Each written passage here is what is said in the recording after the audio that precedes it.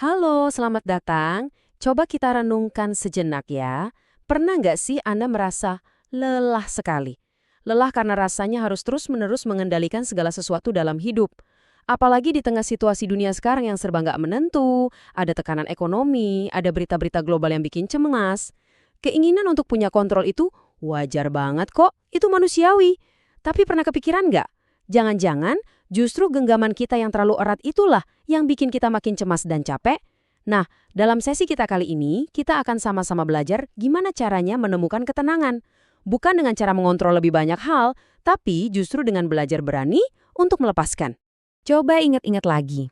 Pernah nggak sih Anda ada di situasi kayak gini? Semakin ngotot Anda berusaha ngatur setiap detail, mau itu dalam pekerjaan, keuangan, atau bahkan pikiran Anda sendiri, kok malah jadi makin cemas dan rasanya makin capek. Kalau pernah Anda nggak sendirian kok. Ini tuh semacam paradoks yang dialami banyak sekali orang di zaman modern ini. Oke, mari kita mulai dari bagian pertama, jebakan kontrol. Jadi gini, untuk ngerti kenapa kita tuh bisa begitu terobsesi sama yang namanya kontrol, kita perlu sedikit melihat cara kerja otak kita. Kebutuhan untuk mengontrol itu sebenarnya adalah naluri bertahan hidup yang udah ada dari zaman nenek moyang kita dulu. Masalahnya adalah, naluri kuno ini seringkali udah nggak cocok lagi sama kehidupan modern, dan malah jadi sumber stres baru. Nah, di sini kita bisa lihat bedanya dengan jelas. Dulu, kontrol itu artinya waspada sama bahaya yang nyata. Itu sebuah kebutuhan untuk bertahan hidup. Tapi sekarang, kita coba mengontrol hal-hal yang abstrak. Misalnya, email yang belum dibalas, pasar saham yang naik turun, atau pikiran cemas kita sendiri. Kita merasa seolah-olah bisa mengendalikannya, padahal ya nggak bisa. Inilah yang disebut ilusi kontrol. Sebuah usaha yang sebenarnya sia-sia, dan ujung-ujungnya malah bikin kita kelelahan dan cemas. Nah, disinilah kita perlu banget mengubah cara pandang kita. Kata melepas itu sering banget disalahartikan. Dianggap sebagai tanda kelemahan atau pasrah buta gitu aja. Padahal justru sebaliknya.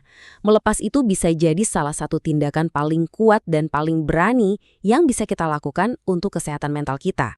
Jadi apa sih sebenarnya melepas itu? Ini bukan berarti kita nyerah atau jadi nggak peduli. Sama sekali bukan. Justru sebaliknya. Seperti yang tertulis di sini, ini adalah sebuah pilihan yang sadar dan butuh latihan. Ini adalah pilihan untuk berhenti berantem, melawan hal-hal yang emang nggak bisa kita ubah. Ini tentang mengakui batasan kita, supaya kita bisa fokus pada apa yang benar-benar ada dalam kendali kita. Dan ini nih, perbedaannya penting banget. Banyak dari kita kan kalau ada pikiran atau emosi negatif, kita coba tekan, kita dorong jauh-jauh. Berharap itu bakal hilang gitu aja. Tapi, tahu nggak, sains justru bilang sebaliknya. Menekan pikiran justru bisa menyebabkan efek pantulan atau rebound effect, di mana pikiran itu nantinya malah balik lagi dan jauh lebih kuat dari sebelumnya. Nah, beda banget sama melepas. Kalau melepas, kita akui aja keberadaan pikiran itu tanpa perlu dilawan. Ini tuh kayak kita coba nahan bola di bawah air, makin kencang kita tekan ke bawah, pas dilepas, wush, bolanya bakal lompat ke atas makin tinggi kan?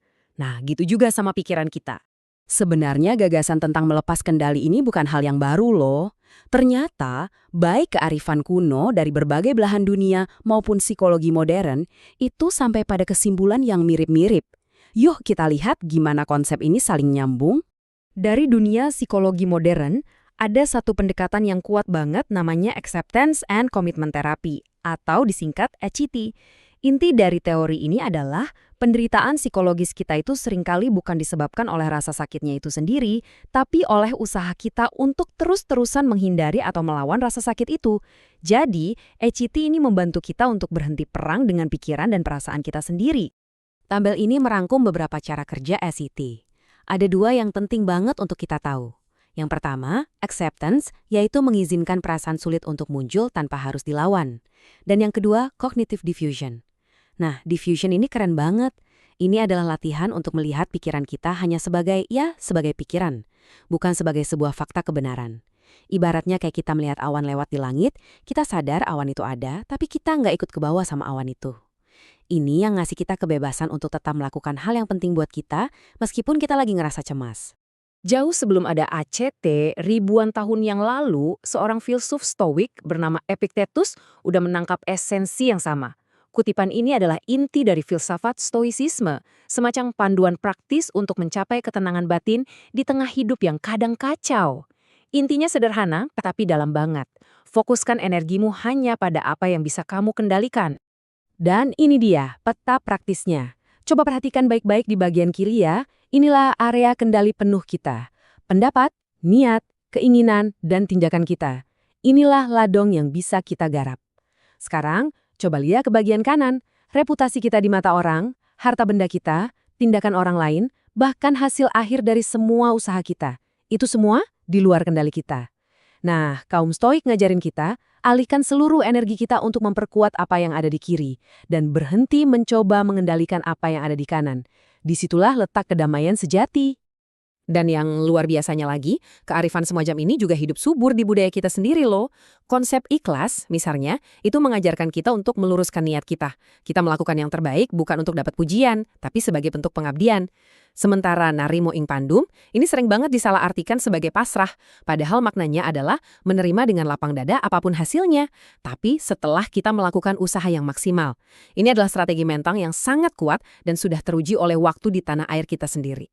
Nah, kalau melepas itu sebegitu bermanfaatnya, kenapa ya rasanya kok sulit banget buat dilakukan? Ini pertanyaan yang wajar banget, karena memang ada beberapa hambatan psikologis yang kuat yang membuat kita secara alami cenderung pengennya terus-terusan mengontrol. Oke, jadi ada beberapa jebakan pikiran yang bikin kita susah banget buat ngelepasin sesuatu. Pertama, namanya loss aversion. Gampangnya gini, rasa sakit karena kehilangan sesuatu, itu rasanya bisa 2 kali lipat lebih kuat dibanding rasa senang waktu kita dapat sesuatu. Makanya, ninggalin pekerjaan yang bikin kita stres, itu rasanya lebih berat daripada nyari yang baru kan? Kedua, ada sunk cost fallacy. Ini tuh perasaan sayangnya udah terlanjur investasi waktu, tenaga, perasaan. Mirip kayak kita tetap nonton film yang jelek banget sampai habis, cuma karena ya udah terlanjur bayar tiketnya. Dan yang terakhir, ya tekanan budaya. Kita kan selalu dipuji kalau gigih dan jangan menyerah. Jadi begitu kita memutuskan untuk melepas, kadang malah dianggap sebagai sebuah kegagalan. Oke, setelah kita paham teorinya, sekarang bagian yang paling penting, gimana caranya kita bisa melatih ini semua dalam kehidupan sehari-hari. Kabar baiknya, ini adalah sebuah keterampilan, artinya bisa diasah. Yuk, kita lihat beberapa latihan praktis yang bisa Anda mulai bahkan hari ini juga. Dari ACT, kita bisa coba latihan yang sangat sederhana ini. Misalnya, pas pikiran cemas muncul, kayak aku pasti bakal gagal, coba deh kasih label. Katakan dalam hati, aku sedang menyadari adanya pikiran bahwa aku akan gagal.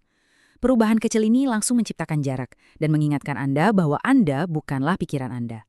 Lalu biarkan pikiran itu datang dan pergi seperti awan, sementara Anda tetap fokus pada apa yang penting untuk Anda lakukan saat ini. Kalau dari stoicisme, coba deh jadikan ini ritual pagi Anda. Sebelum mulai beraktivitas, ambil aja secari kertas. Bikin 2 kolom, bisa saya kontrol dan tidak bisa saya kontrol. Tulis semua rencana Anda hari itu di kolom yang sesuai. Lalu, ambil keputusan sadar untuk mencurahkan 100% energi Anda hanya pada kolom pertama. Ini cara yang ampuh banget untuk memfokuskan pikiran dan mengurangi kecemasan akan hal-hal yang di luar kendali. Dan dari kearifan lokal kita bisa melatih hati kita. Coba deh mulai setiap aktivitas dengan menata niat. Saya melakukan ini untuk kebaikan, bukan supaya saya dipuji. Ini melepaskan kita dari beban ekspektasi. Latih juga rasa syukur. Mungkin pas lagi kejebak macet, daripada marah-marah, kita bisa lihat itu sebagai kesempatan untuk ambil napas sejenak. Latihan-latihan kecil seperti ini, kalau dilakukan terus-menerus, pelan-pelan akan membangun kedamaian batin yang kokoh. Jadi, kalau kita rangkum semua ini, kita sampai pada sebuah kesimpulan yang indah banget. Melepaskan kontrol itu ternyata bukan tentang kehilangan kekuatan, tapi justru tentang menemukan sebuah bentuk kekuatan yang lebih sejati dan berkelanjutan. Kutipan ini rasanya merangkum semuanya dengan sempurna. Ketangguhan yang sejati itu bukanlah seperti batu karang yang kaku, yang akhirnya bisa pecah dihantam ombak. Ketangguhan sejati itu lebih mirip seperti air. Dia luas, dia mampu beradaptasi dan mengalir mengikuti alur kehidupan, tapi tetap punya kekuatan untuk sampai ke tujuannya. Sebagai penutup, saya ingin mengajak Anda merenungkan pertanyaan ini. Gak perlu hal yang besar-besar. Mungkin melepaskan keinginan agar semua orang suka dengan postingan Anda? Mungkin melepaskan kekhawatiran berlebih tentang rapat besok? Atau mungkin sesederhana melepaskan ketegangan di bahu Anda saat ini juga? Coba mulai dari satu hal kecil dan rasakan bagaimana ruang baru untuk ketenangan mulai terbuka dalam hidup Anda. Terima kasih sudah menyimak.